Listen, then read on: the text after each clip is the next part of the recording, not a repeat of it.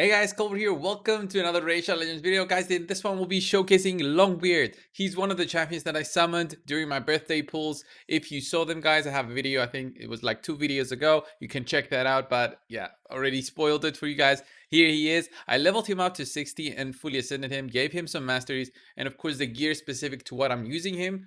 But don't worry, guys. He can be used in many other areas, not just Arena, which is the one that I'll be showcasing in this video. So guys, Longbeard is a fantastic champion. Let's go over his skills first and let's come back to the gear. So his skills, guys, he's got unstoppable force attacks on enemy, will ignore shield and block damage buffs on that A1. So it's not a bad skill. If you want to book it out, it just increases the damage. Not that important for me since, you know, keeping those legendary skill books is way more important. Next up is his A2 Brittleness Curse. Attacks when enemy places 25% weaken debuff for 2 turns, guys. This is a 3-turn cooldown. Goes down to 2 turns. Fantastic, in my opinion, if you're going to be using Longbeard in the clan boss as well. And there's a reason if you want to be using Longbeard in the clan boss. We're going to see it next. And it's what makes Longbeard such a great champion. So next one is Horde's Fury. This is the one that when ascended becomes so much better. Attacks when enemy with 4 allies, guys. Increases damage inflicted by allies by 20%. So not only is a mass attack using all of your allies, so it can be used in dungeons, and of course the clan boss, taking all your team with you, attacking one specific enemy, but it also boosts their damage on their A1, their default skill, by 20%, drops down to 4 turns cooldown, and if you build him specifically for the clan boss, he can even go like a 4-3 ratio and use this skill every 3 turns. And just increase your damage so much more. You can also use it in other 2-1 setups, but mostly a 4-3 will be more reasonable to use in mid to end game players. So his aura finally has an increased ally critical rate in dungeons by 23%.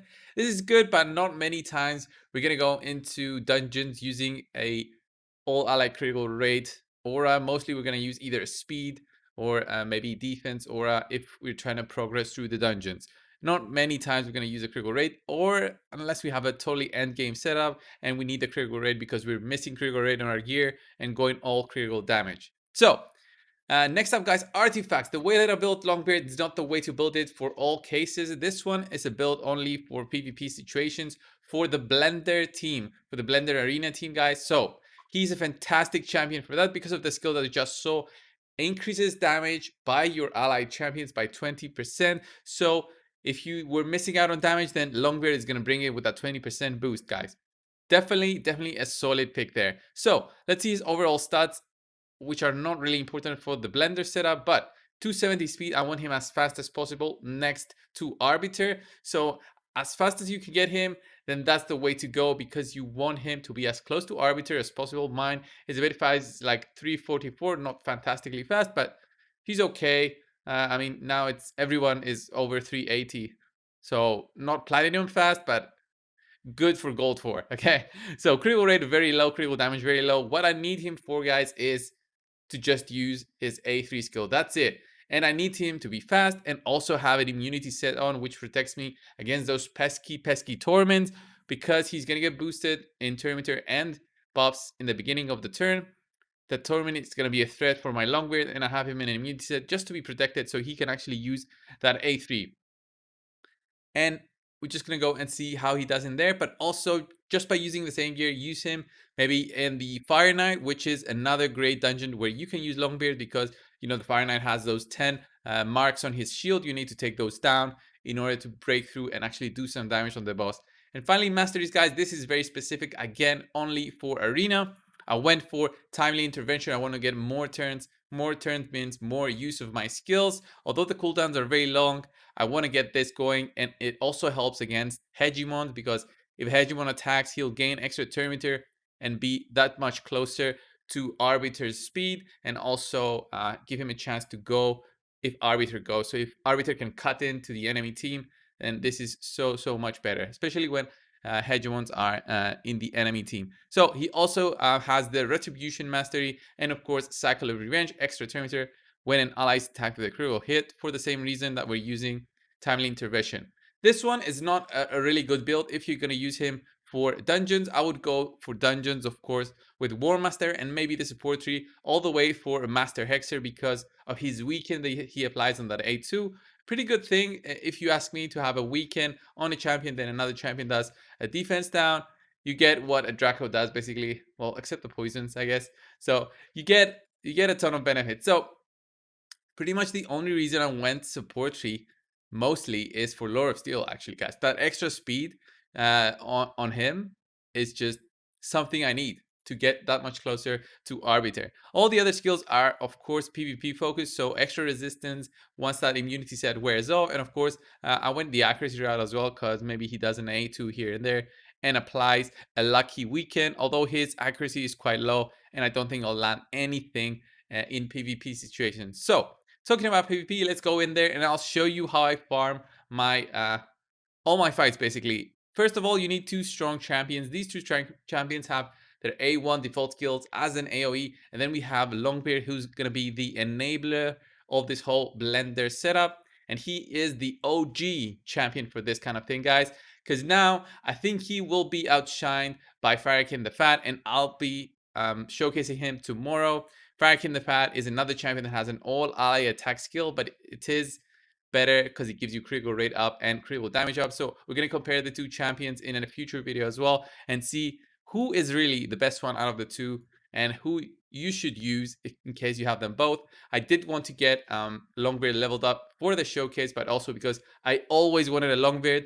It just happened for me to get him when I also got Farakin the Fat. So you guys can see how fast these fights are going. Let me just break down what a fight looks like with a blender team. So we get the boost going. You're going to see Longbeard using Horse Fury, the all ally attack. Then Skull Crown will go next. And you're going to see this delay.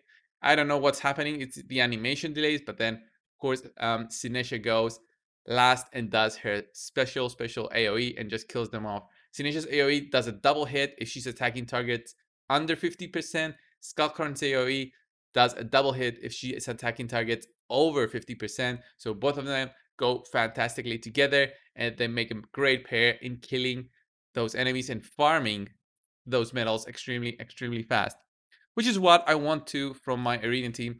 I'm not pushing for platinum. I want to get the arena fights over fast. I want to have an almost 100% win ratio whenever I can. Okay, let's just try this team. As I told you guys, the Hegemon will be attacking me first. I have no option there, but because I've built everyone with immunity sets, especially that Longbeard, then my team is protected. You're gonna see that Longbeard, he actually got extra turn meter there because of the attack that my allies got there. I think it procced. It might have not procced. I think it was 20% damage on Skullcrown, not 25. That I think is needed. So let's see who else can we fight. Let's fight this Draco team, although I don't think they'll do anything to us. Let's go. And yeah, they're pretty much dead here. So you see that doubling attack, 20% extra damage to everyone. Let's go check him out, guys, in the Fire Knight, where I told you I'm going to showcase this team, which is more, basic team. You just have Longbeard. Of course, we've got Arbiter because you've probably unlocked Arbiter by now. If you haven't, then you can use any other booster. Of course, Allure is just a fantastic champion for the Fire Knight. We've got one cold heart there instead of our normal 2 that we use for this team, and a Stagnite there for the defense down, just to make those waves go down way faster. So Arbiter is just going to boost us, get that extra boost of speed, all ally attack on that one target. There's the defense down that we needed, and Allure goes there for just a bit more extra damage. And now we're just rotating through our skills and just looking at that Longbeard getting those extra turns. The bad thing about Longbeard in this build, guys, is that he is very low health, very low defense. We don't care about all those. We care about speed because of him being used in the arena. So if you want to use him for dungeons mostly, and also clan boss, focus on defense percentage on the primary and gloves. Or unless you want to go damage, you can go critical damage on the gloves, but I would suggest go more defensive so he can survive way longer, and especially in areas like the Fire Knight where he's going to be weak affinity. Weak affinity means he's going to be targeted, but here we've got 2 targets that are weak affinity, Allure and Longbeard, which is pretty cool. I guess that it's the first time I take Allure here and she's not targeted first. Just shows how low his health is here. And we have no fear because we also have the revive there from Arbiter in case something really bad happens.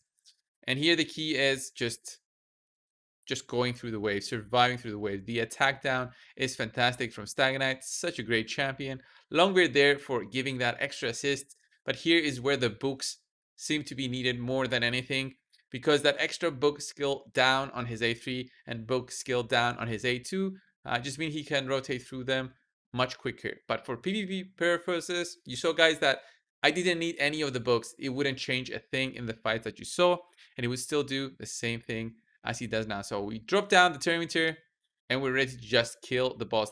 The trick about the Fire Knight is getting the shield down.